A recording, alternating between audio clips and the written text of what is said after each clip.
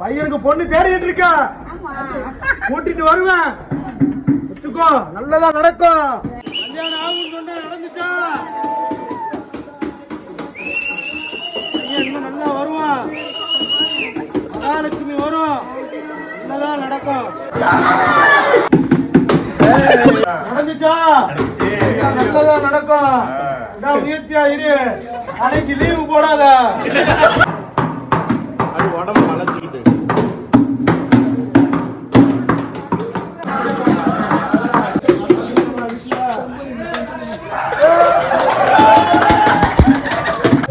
ஆவணி போய் கார்த்திகை 22ஆம் தேதி கல்யாணம் முடியும். ஊருக்கு